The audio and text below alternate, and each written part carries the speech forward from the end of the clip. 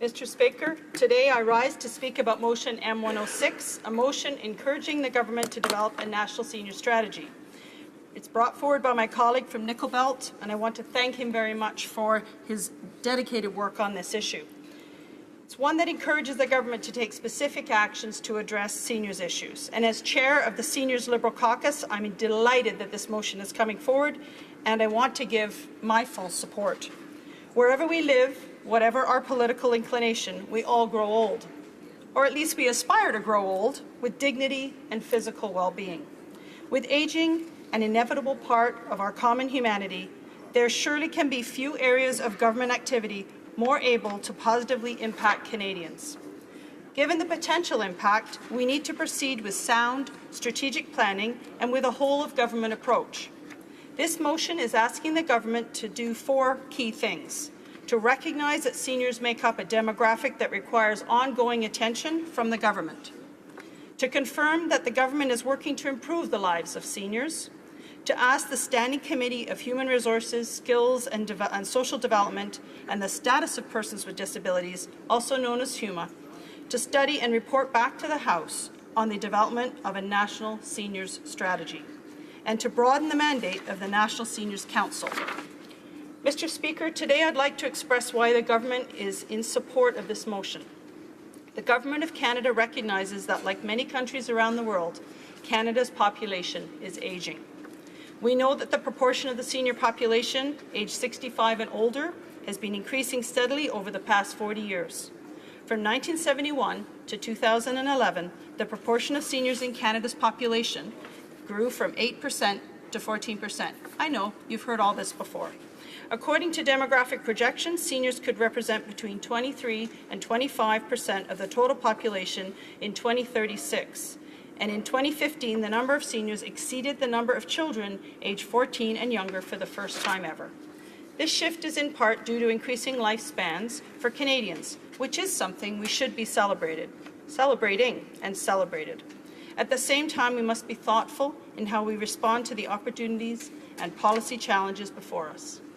I want to assure you that our government values the contribution that older Canadians have made and continue to make to our communities, our workplaces, our families.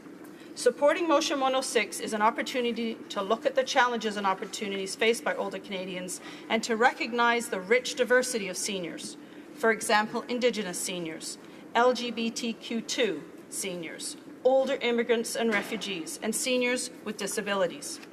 We are committed to the full social and economic inclusion of all Canadians.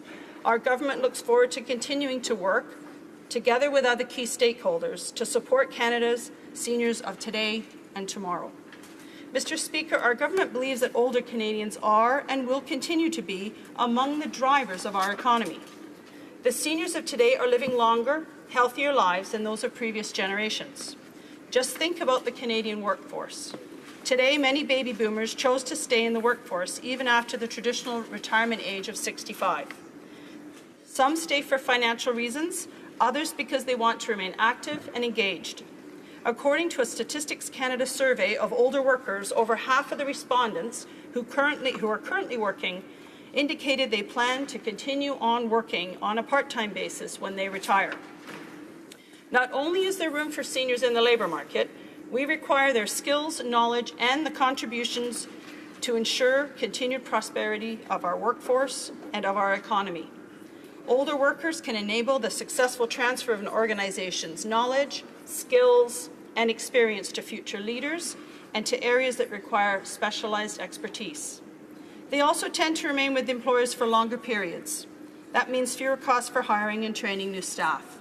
Mr. Speaker, I'm talking about older workers here to give an example of just one of the many contributions that older Canadians make to our society. After a working lifetime of contributing to Canada, Canada needs to ensure that the needs of older Canadians are met with dignity and respect and as an integral part of a social compact between all Canadians. Some will say developing an effective strategy to assist the elderly is about fairness. That's true, but the impetus for developing a national senior strategy is more far-reaching. Canadians of all ages benefit when we respond to the needs of the elderly in a coherent, comprehensive, and effective manner.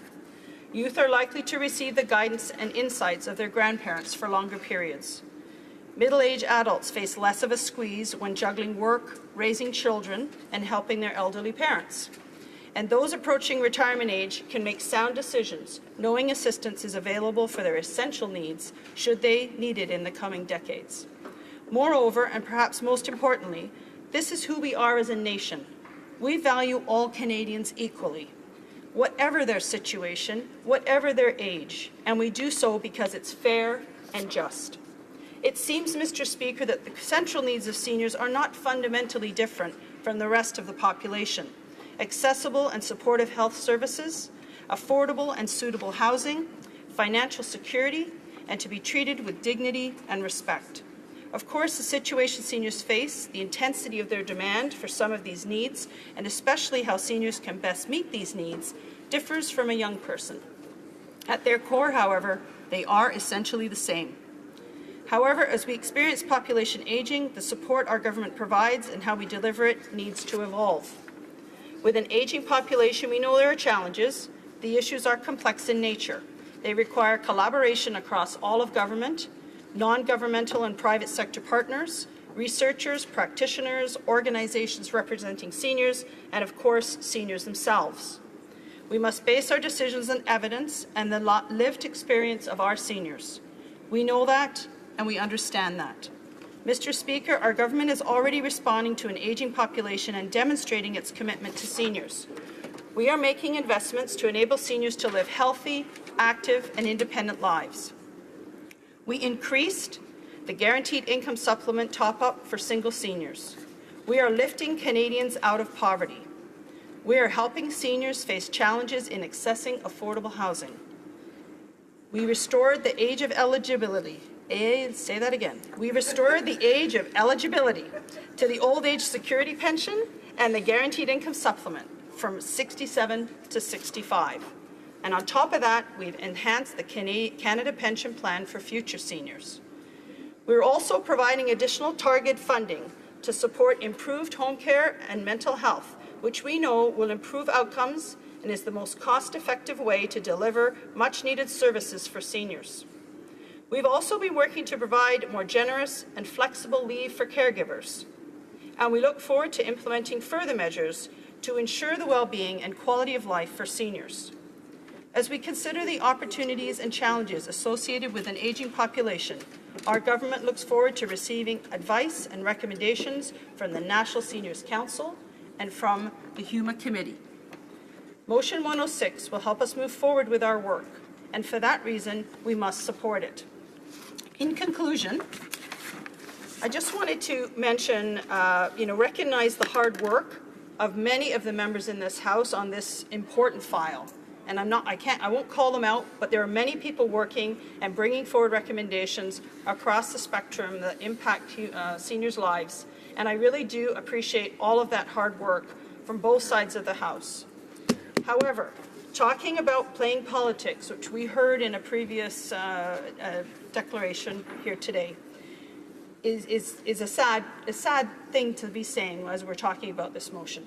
Because what I've been seeing is repeatedly we've had the official opposition bring forward motions that intend to usurp the private members' motions that have already been tabled. And to address the one that was mentioned in the speech, that was tabled in this case on December the 6th, 2016. So it's really not respectful, and it's not efficient for the House. It's not respectful behavior or efficient for the House to be doing this kind of activity.